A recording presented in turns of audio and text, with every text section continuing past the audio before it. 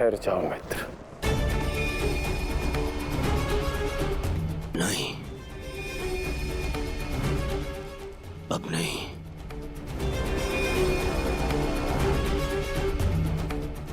क्रोध में विवेक मत खो बैठा।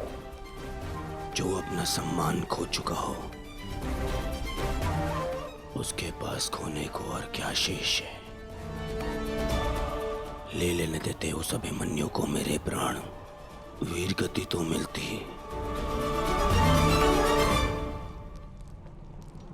सारी सेना के सामने मेरा वस्त्र हरण कर गया वो बालक, जिन पांडवों का सर कटा हुआ देखना चाहता था, उन्हीं का बालक मेरा सर झुका गया। संसार के सारे योद्धा देखते रह गए और वो बालक मुझे अपने बाणों के चक्र में फंसा गया। मैं ये अपमान सहन नहीं कर सकता। क्या करूंगा जीवित रह गए जब संसार के सामने शीश उठाकर चल भी नहीं सकता मैं। इसीलिए अब मैं अग्नि स्नान करूंगा।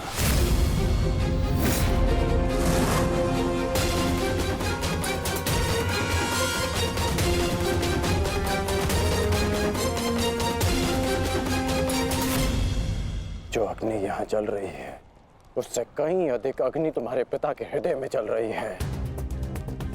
क्या तुम अपने 5 भाइयों का बलिदान व्यर्थ जाने दोगे?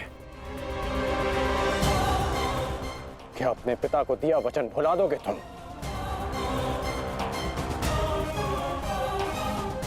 अपने चारों ओर देखो मित्र, क्या ये सब व्यर्थी अपने प्राणों के साथ खेल रहे हैं? जो वीर गति को प्राप्त हुए हैं, क्या उनका बलिदान व्यर्थ जाने दोगे तुम? तुम्हारे अनुज, तुम्हारे मामाश्री, तुम्हारे गुरुदेव, ये सब तुम्हारे सम्मान, तुम्हारे अधिकार के लिए लड़ रहे हैं, और तुम अपने कर्तव्य से मुंह मोड़ना चाहते हो। पूछो अपने सैनिकों से कि आज जो युद्ध में हुआ, कि क्या वो उससे लज्जित हैं, या वो कल युद्ध में उसका प्रतिशोध लेंगे? बोलो सैनिकों। प्रतिशोध लेंगे, प्रतिशोध लेंगे, प्रतिशोध लेंगे।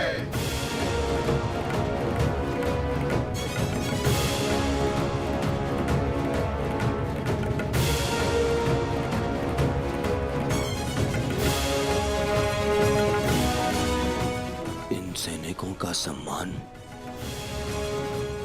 मेरे मन में लगी अग्नि को बुझा नहीं सकता मित्र। मैं तुम्हारे लिए सदैव प्रस्तुत हूं मित्र। आदेश दो मुझे, आदेश दो कि क्या चाहिए तुम्हें। तुम्हारी पीड़ा को शांत करने की औषधि क्या है मित्र? बताओ मुझे। मुझे अपने इस अपमान का प्रतिशोध चाहिए। जिसने मेरा मान हरण किया, उसके प्राण हरण करने हैं मुझे। मुझे अभिमन्यु चाहिए।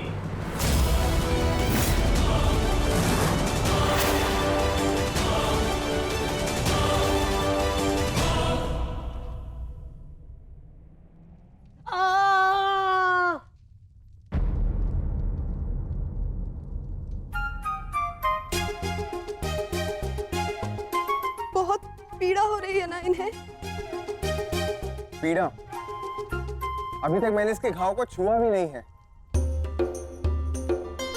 अभिमन्यु तुम्हें सताने के लिए उपक्रम कर रहा है उत्तरा। बहुत बुरे हैं आप। और तुम बहुत डरपोक।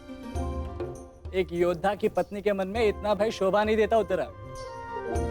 ये घाव हमारे लिए आभूषण होता है।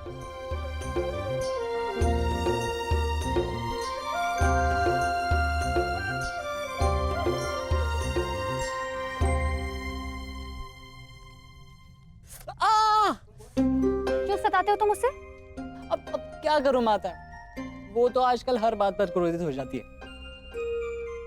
और अब आप भी मुझे डांट रही हो। तुम्हें अधिक चोट तो नहीं आई ना पुत्र? नहीं पिताश्री, बल्कि बहुत कुछ सीखने को मिला। सच में अंगराज कर्ण एक महान योद्धा है। उन्हें आपके अतिरिक्त और कोई टक्कर नहीं दे सकता। हाँ पुत्र, परंतु हम दोनों के लक्ष्य और सोच भिन्न हैं। मुझे तुम पर गर्व है।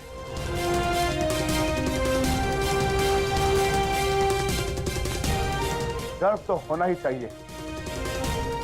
आज अभिमन्यु ने दुर्योधन को उचित उत्तर दिया।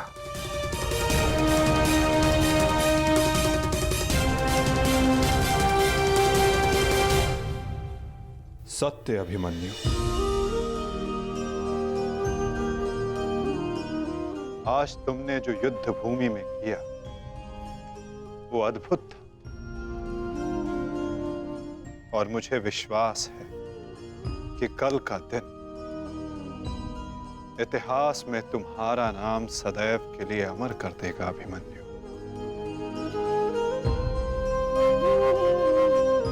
इतिहास से पूर्व मेरे पुत्र ने अपनी छवि मेरे मन में अमर कर दी है।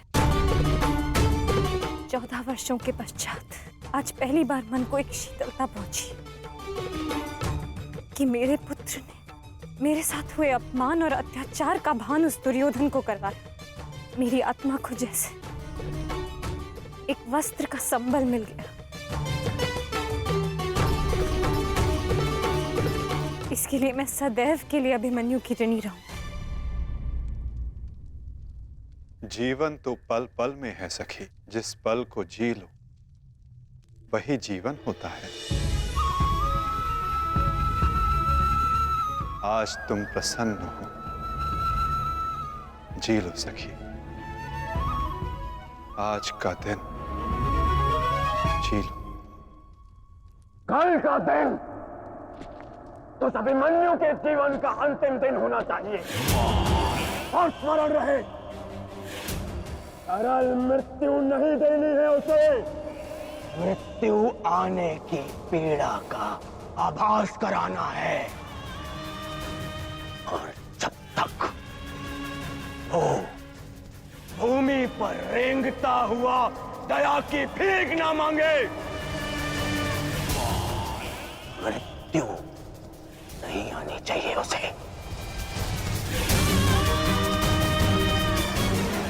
वो मृत्यु मांगेगा और मैं हर पल उसे मृत्यु और जीवन के बीच में झुलाऊंगा मैं उसे। असंभव युवराज, जब तक युद्ध भूमि में पांडव उपस्थित हैं तब तक अभिमन्यु तक पहुंचना असंभव होगा। वैसे भी उन्हें ज्ञात होगा कि आज आपके साथ जो हुआ उसका प्रतिशोध आप अवश्य लेंगे। इसी कारण अभिमन्यु तक पहुंचना इतना सरल नहीं होगा।